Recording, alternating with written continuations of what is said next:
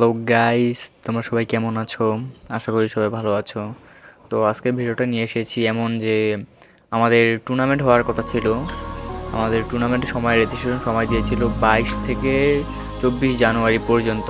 যারা 22 তারিখে রেজিস্ট্রেশন পূরণ করেছে তারা অলরেডি জিমেলের কোড পেয়ে গেছে, কিন্তু যারা 23 তারিখে রেজিস্ট্রেশন ফর্ম পূরণ করেছে তাদের ফোনে এখন পর্যন্ত কোনো প্রকার কোড বা মেসেজ দেওয়া হয়নি। কিন্তু টেনশনের কোনো কারণ নেই। আমাদের গেমের মেল বক্সে গেরিনা থেকে একটি মেল পাঠানো হয়েছে, ফ্রি ফায়ার স্পোর্টস বাংলাদেশ।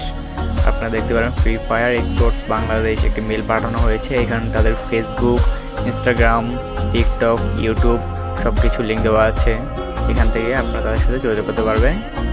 এই মেলটা যদি আপনারা পেয়ে থাকেন তাহলে চিন্তার কোনো কারণ নেই, আপনারা অবশ্যই সেই টুর্নামেন্টে আপনারা অংশগ্রহণ করতে পারবেন।